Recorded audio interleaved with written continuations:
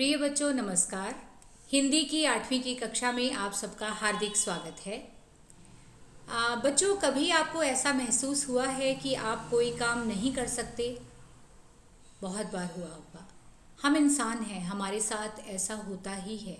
लेकिन क्या आपने सोचा है कि यदि आप इस तरह से हिम्मत छोड़ दोगे तो ज़िंदगी में कामयाब कैसे होगे? इसी विषय को लेकर आज आपकी 8वीं कक्षा का 9वां पाठ मन के जीते जीत मैं आपको समझाने जा रही हूँ। ध्यान से सुनिए, ध्यान से पढ़िए और ध्यान से इस पाठ को देखिए।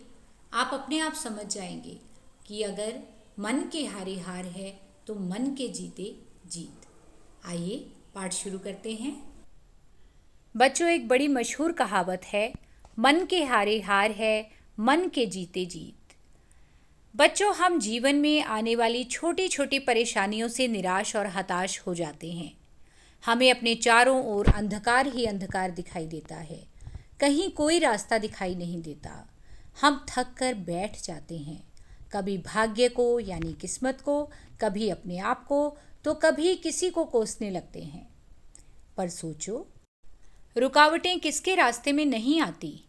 सभी के जीवन में मुश्किल भरे पल आते हैं, किंतु उन मुश्किलों से पार वे ही जा पाते हैं जो उनके आगे सिर नहीं झुकाते, उनका दृढ़ता से यानी मजबूती से सामना करते हैं।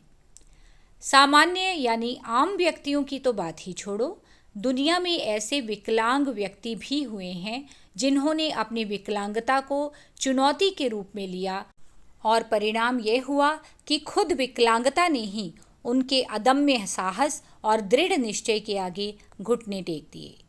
बच्चों, यहाँ मैं आपको स्पष्ट कर दूं कि विकलांग व्यक्ति वे होते हैं जिनके शरीर का कोई अंग उनके साथ नहीं होता, यानी किसी न किसी बीमारी के कारण या जन्मजात उनका शरीर जो है वो अधूरा होता है। आइए ऐसी विकलांग विभूतियों के बारे में, ऐसी महान हस्तियों के बारे में जानें जिन्होंने अपनी विकलांगता को जीवन के किसी भी मोड़ पर आड़े नहीं आने दिया, बल्कि अपने मजबूत इरादों के बल पर सफलता की बुलंदियों को छुआ और दुनिया के लिए अनूठा उदाहरण बने। त्रेता युग में एक विद्वान हुए जिनका नाम था अष्टावक्र। बच्चों, राजा दशरथ और श्री राम का युग ही त्रेता युग कहलाता है। जब उनका जन्म हुआ यानी अष्टावक्र का जब जन्म हुआ तो वे 8 जगह से टेढ़े थे। 8 प्रकार की वक्रता के कारण ही उनका नाम अष्टावक्र पड़ा। एक बार वे राजा जनक के दरबार में गए तो उसके टेढ़े मेढ़े शरीर को देखकर सभी हंसने लगे। राजा जनक के बारे में आप जानते हो ना बच्चों, सीता माँ के पिता का नाम राजा जनक था। अष्टावक्र ने कहा, गन्ने के टेढ़े मेढ़े होने से उसकी मिठास में कमी नहीं आती, फूल की पंखुड़ी के टेढ़े होने से उसकी खुशबू खत्म नहीं हो जाती, और नदी की धारा के टेढ़े होने से उसका जल दूषित यानी गंदा नहीं हो जाता। यह बात सुनकर राजा जनक तथा दरबारी न केवल लज्जित हुए बल्कि अष्टावक्र की विद्वत्ता यानी उसकी बुद्धिमत्ता के सामने नतमस्तक हुए, प्रणाम किया। बच्चों, हिंदी साहित्य में भक्ति काल में सूरदास का नाम भला कौन नहीं जानता। बच्चों, यहाँ आपको बता दूं कि सूरदास कृष्ण भक्त कवि हुए हैं। जन्म से ही नेत्रहीन यानी अंधे होने के बावजूद उन्होंने अपने आराध्य श्री कृष्ण का वर्णन बड़े ही सजीव व प्रभावशाली ढंग से यानी बहुत अच्छे तरीके से किया है। श्री कृष्ण की बाल लीला का वर्णन जैसा भक्त सूरदास ने किया वैसा अन्यत्र यानी कहीं और मिलना दुर्लभ है, कठिन है। उनकी अमर वाणी आज भी जन जन का कंठहार है, यानी लोग बहुत प्रेम से उनकी वाणी को आज भी गाते हैं, याद करते हैं। इसी तरह हिंदी के अनमोल रत्न जायसी भी एक आँख और कान से रहित थे। बच्चों, जायसी का पूरा नाम था मलिक मोहम्मद जायसी और वे भी एक बहुत अच्छे कवि थे। एक बार जब शेरशाह ने उनका उपहास उड़ाया, बच्चों शेरशाह एक उत्तर भारत के सम्राट रहे हैं, जब उन्होंने मलिक मोहम्मद जायसी का मजाक उड़ाया तो मलिक मोहम्मद जायसी ने कहा, मोही का हंससी के को हरही, अर्थात तुम मुझ पर हंसे हो अथवा उस कुम्हार यानी ईश्वर पर जिसने मुझे बनाया है। यह सुनकर शेरशाह बहुत लज्जित हुआ, शर्मिंदा हुआ और उन्हें बहुत सम्मान दिया। इनके महाकाव्य पद्मावत के कारण इन्हें महाकवि की उपाधि मिली। इसी प्रकार नेत्रहीन व गरीब होने के बावजूद मिल्टन कभी जिंदगी से निराश नहीं हुए, अपितु अंग्रेजी काव्य रचना में अद्वितीय स्थान हासिल किया। आज भी अनेक विद्वान उनकी कविताओं पर शोध करते हैं, यानी अपनी विद्या को पूर्ण करते हैं। बच्चों, भारतीय सिनेमा में प्रसिद्ध संगीतकार स्वर्गीय रविंद्र जैन का महत्वपूर्ण स्थान रहा है। बचपन से ही इन्हें न के बराबर दिखाई देता था। आंखों के ऑपरेशन के बाद भी इनकी आंखें ठीक नहीं हुई, किंतु रविंद्र जैन की दृढ़ इच्छा शक्ति, एकाग्रता और आत्मविश्वास के आगे विकलांगता की एक न चली। उन्होंने फिल्मों में अद्भुत संगीत दिया, जो आज भी लोगों के मन मस्तिष्क पर छाया हुआ है। रामानंद सागर द्वारा टेलीविज़न पर प्रसारित रामायण में भी इन्होंने ही संगीत दिया, जो बहुत लोकप्रिय हुआ। इसके अतिरिक्त उन्होंने अलिफ लैला, जय हनुमान, श्री कृष्णा आदि धारावाहिकों में भी कर्णप्रिय यानी मधुर संगीत दिया। बच्चों, सुनने की लगभग शक्ति खो चुके विश्व के महान आविष्कारक थॉमस एल्वा एडिसन से सारा संसार परिचित है। उन्होंने जीवन में अनेक कष्ट झेले, किंतु कभी निराश नहीं हुए। उन्होंने 1000 से भी अधिक आविष्कार किए, खोजें की, जिनमें बिजली के बल्ब का आविष्कार दुनिया के लिए सबसे बड़ी देन है। वे पूरी तरह सुन भी नहीं सकते थे, किंतु उनके द्वारा किए गए ध्वनि से संबंधित आविष्कार जैसे microphone, phonograph, carbon telephone transmitter आदि से लोग आश्चर्यचकित होते थे कि जो व्यक्ति पूरी तरह स्वयं नहीं सुन सकता, वह किस प्रकार ध्वनि के हर पहलू को भली भांति समझ लेता है। निस्संदेह विकलांगता उनके काम में कभी बाधक नहीं बनी, कभी रुकावट नहीं बनी।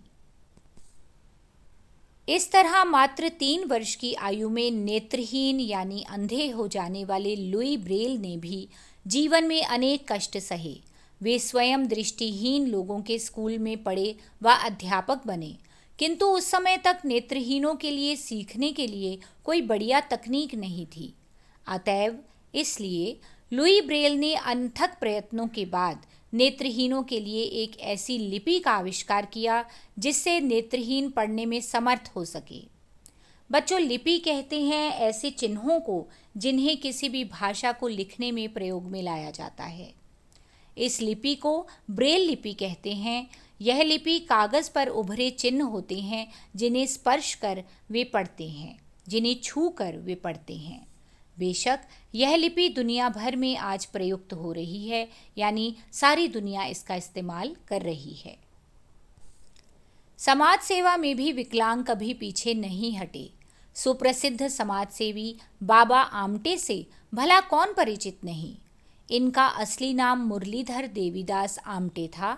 वे स्वयं भयंकर अस्थि विकलांगता के शिकार थे, यानी हड्डियों की बीमारी के शिकार थे, परंतु फिर भी इन्होंने अपनी सारी उम्र कुष्ठ रोगियों यानी कोढ़ियों और समाज से परित्यक्त लोगों की, समाज से त्यागे हुए लोगों की सेवा में बिता दी। महाराष्ट्र के वडोरा के निकट आनंदवंद आश्रम में इन्हीं की प्रेरणा व अथक प्रयासों से अनेक कुष्ठ रोगी भीख मांगना छोड़ श्रम करके, मेहनत करके पसीने की कमाई करने में समर्थ हुए व सम्मानपूर्वक जीवन जीने लगे। बाबा आमटे को समाज सेवा के लिए भारत सरकार ने 1971 में पद्मश्री तथा 1986 में पद्म भूषण सम्मान दिया। इसके अतिरिक्त इन्हें अनेक राष्ट्रीय व अंतर्राष्ट्रीय सम्मान व पुरस्कार मिले।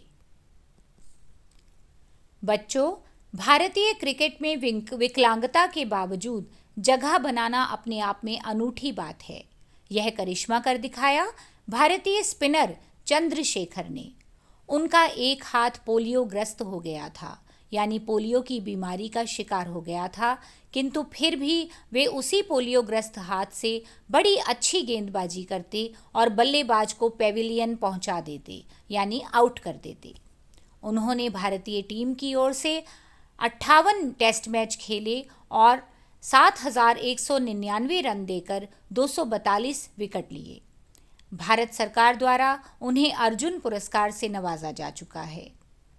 भारतीय इतिहास में ऐसे व्यक्तित्व भी हैं जिन्होंने अपनी विकलांगता से कभी हार नहीं मानी, अपितु वीरता एवं साहस के बल पर दुनिया में अपनी ताकत का लोहा मनवाया। राणा सांगा ने बचपन में अपनी एक आंख खो दी थी और बाद के युद्धों में एक हाथ और एक पैर को भी इन्होंने खो दिया, किंतु इस विकलांगता का उनकी वीरता और साहस पर कोई असर नहीं पड़ा। बड़े बड़े शासक उनके नाम से थर थर कांपते थे। राणा सांगा ने इब्राहिम लोदी जैसे अनेक विरोधियों के दांत खट्टे किए। बच्चों, दांत खट्टे करना एक मुहावरा है जिसका अर्थ है हरा देना। इसी तरह महाराजा रंजीत सिंह की चेचक के कारण एक आंख खराब हो गई थी। चेचक की बीमारी ने उनको एक आंख से अंधा कर दिया था, किंतु फिर भी वे निराश नहीं हुए। 19 वर्ष की आयु में उन्होंने लाहौर पर अधिकार कर लिया। बच्चों, लाहौर अब पाकिस्तान में है। फिर धीरे धीरे जम्मू कश्मीर, अमृतसर, मुल्तान, पेशावर आदि क्षेत्रों पर भी इन्होंने अधिकार कर लिया। अपने कुशल प्रबंध, वीरता, न्यायप्रियता, दयालुता और दानशीलता के कारण महाराज रंजीत सिंह को जाना जाता है। अतएव बच्चों, यदि दिल में कुछ कर गुजरने की तमन्ना और जज्बा हो तो तमाम मुसीबतों को आखिरकार घुटने टेकने ही पड़ते हैं। अब आप ही बताइए, यदि इन विभूतियों ने जीवन के संघर्ष में अपनी हार मान ली होती तो क्या वे आज दुनिया के लिए प्रेरणा स्रोत बन पाते? आइए, उठिए, अपने आत्मविश्वास, दृढ़ निश्चय, चित्त की एकाग्रता और अपनी शक्तियों को केंद्रित करें और अपने लक्ष्य की ओर बढ़ें। कहा भी है, भाग्य संवरता नहीं, संवारना पड़ता है। और भी कहा गया है, ईश्वर भी उन्हीं की सहायता करते हैं जो अपनी सहायता आप करते हैं। उम्मीद करती हूँ बच्चों, आज का पाठ आपको अच्छी तरह से समझ आ गया होगा और आप जान गए होंगे कि यदि हौसलों में दम है, मन में विश्वास है, तो कोई भी काम ऐसा नहीं जो असंभव है। इसी तरह अपने विषय से जुड़े हुए, अपनी कक्षा से जुड़े हुए पाठ देखना चाहते हैं तो मेरे चैनल को सब्सक्राइब कीजिए और बेल आइकन दबाइए, ताकि जब भी मैं कोई नया वीडियो पोस्ट करूं आप तक तुरंत इसकी सूचना पहुंच जाए। और इस पाठ का जो अभ्यास है वो आप नीचे डिस्क्रिप्शन में देख सकते हैं। इसी तरह मन लगाकर पढ़ते जाइए और जीवन में आगे बढ़ते जाइए। धन्यवाद।